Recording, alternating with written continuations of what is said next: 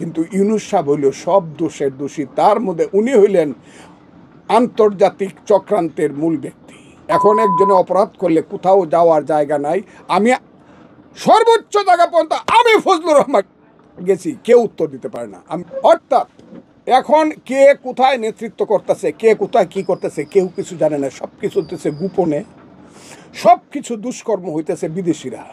এই যে আলী রিয়াজ একজন, যারা আছে, এই যে খলিল একজন, এরা হইল বিদেশি নাগরিক। এদেরকে আমেরিকা পাঠাইছে, আমি বলবো না, যে কোনো শক্তিমান দেশ সেদেরকে পাঠাইছে, যে দেশের নাগরিক তারা আসছে। আইসা এরা রবার্ট ক্লাইভের মতো আমার দেশটাকে বিক্রি করার জন্য চেষ্টা করতেছে। আমার দেশের সংবিধান লিখে দেওয়ার কে?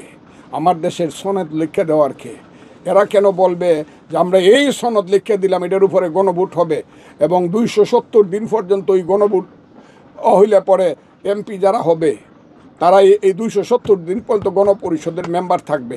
আমার তো অপমানে দুই গালে নিজে চর নিজে খাইতে ইচ্ছা করে। রে বেটার বাচ্চারা, ওই ইলেকশন করবো আমি 2.5 লাখ ভোট পামু, তুই 2,500 ভোট পাইবে না, তুই কে রে?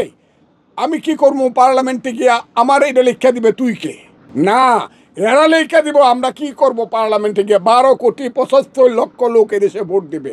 এরপরে এদেরকে, যে আমেরিকা থাকে, 2 পয়সার দাম নাই যার, হ্যাঁ, রাস্তার থেকে টুকায় টুকায় খায়, ওই চালায় খায়, ট্যাক্সি চালায় খায়, এর কথা শুনে আমার দেশের সংবিধান আমার লেখন লাগবো। কিন্তু ইউনূস সাহেব হইল সব দোষের দোষী। তার মধ্যে উনি হইলেন আন্তর্জাতিক চক্রান্তের মূল ব্যক্তি।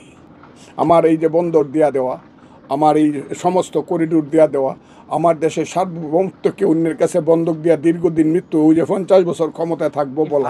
আমি এই কথা বলবো না কেন হইলো এইটা আপনি অন্যরা জিগান, আমি অত বিশ্বাস রাখতেন। তবে আমি বললাম ইউনূস সাহেব এই দেশের মঙ্গল চায় না। তার কাছে এখন দেশ পড়ছে এবং তার পিছনে আছে পৃথিবীর শক্তিমান ষড়যন্ত্রকারীরা, এবং সেই ষড়যন্ত্রকারীদের প্রতিনিধিরা 11 জন থেকে 19 জন আমার দেশে হিসাব বসে আছে। তারাই দেশ চালা।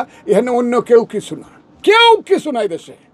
কালো শক্তি জামাতে ইসলাম, এরা হলো ক্ষমতায়। জামাতে ইসলাম ইলেকশন করলে সারা বাংলাদেশে এখন 5টা সিট পাবে না, যে কারণে ইলেকশনে তারা যাইতে চায় না। সমস্ত ক্ষমতাটা তারা দখল করে রাখতে চায় বিনা ভোটে।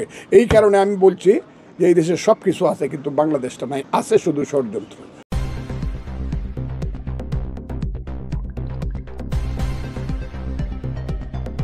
News Vision Digital Multimedia.